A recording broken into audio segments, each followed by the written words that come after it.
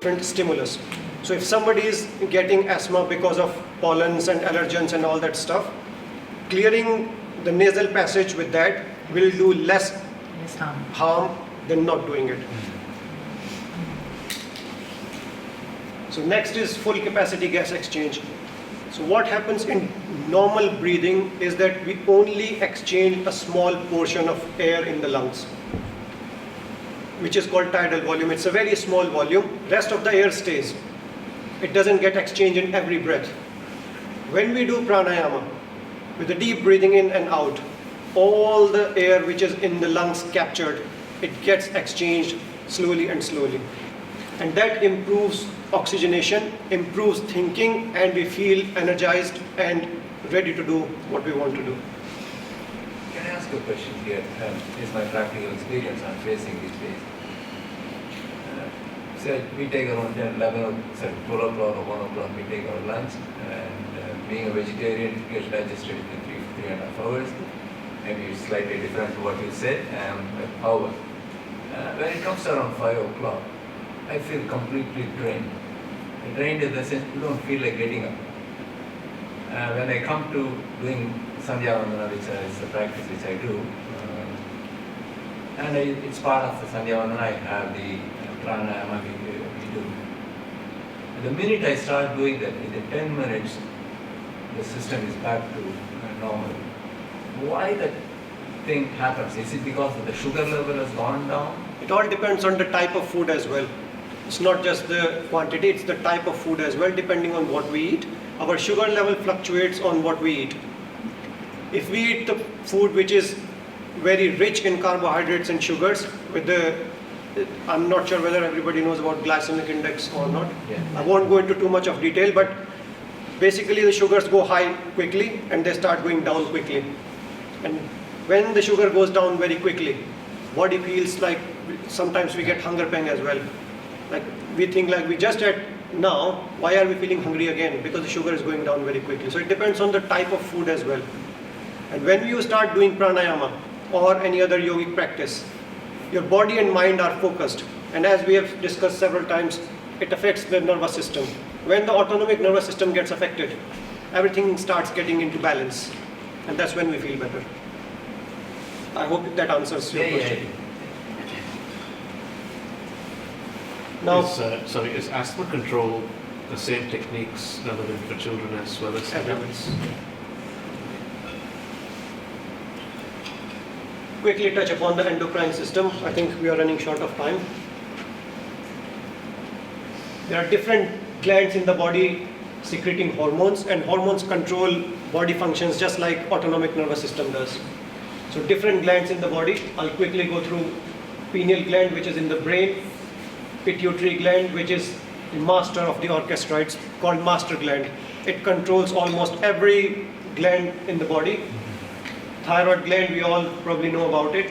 Thymus, not very important in adults' life, but in kids it's very active and it helps in the immunity. Pancreas, related to diabetes.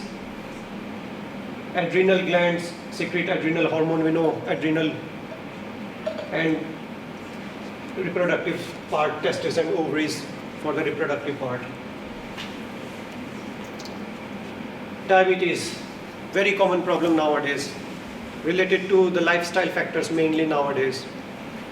What happens in diabetes is that our body cannot control our blood sugars properly because of issues with the pancreas, and that's when we end up in diabetes. It's a lifestyle modification thing as well. I won't take too much of time into this, but what I want to tell is that all these things are related to how we eat, what we eat, and what we do. Many asanas, like we did Mandukasana again, it's very good for pancreas, it's very good for diabetes. And many asanas, if we do, they massage the pancreas. Pancreas start working optimally and blood sugar control improves. And that's what happens in the yogic practices. Similarly, thyroid problems, as Guruji always tell that anything which is either bending your neck or extending neck improves the circulation to the neck. Like Sarvangasana, it's very good for thyroid. So anything which improves the circulation and improves the functioning of the thyroid will improve thyroid problems. And similarly, sleep and pineal gland. The gland which is in the brain up here is pineal gland. It secretes a hormone called melatonin, which is related to sleep. And in many yogic practices, it's been said that those yogis connect to their pineal gland really well, and they master their pineal gland, which controls the sleeping pattern, their energy levels and everything. And that's what our aim is, to control the pineal and get those type of experiences in the yogic practices. I think I'll probably stop here. It's taking too much time. Any questions? Before we end, I would like to thank my two children, Sanvi and Somil, because Sanvi helped us prepare all the slides. I'm very poor in digital technology. And he did everything.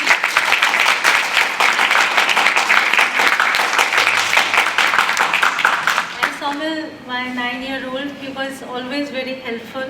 Whenever we were preparing this, he would come in the room and say, "Mummy, Papa, you can study, I will not trouble you."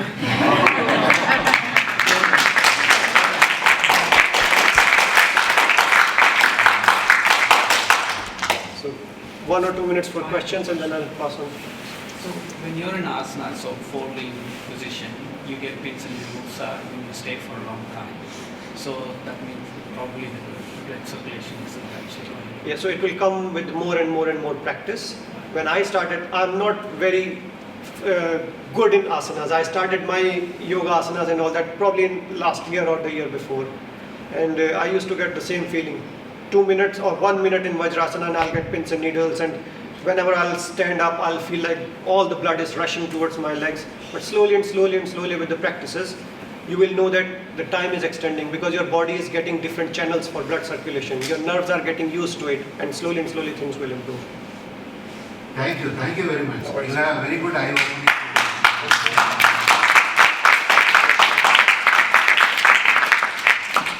Thank you very much, our Jitendra ji.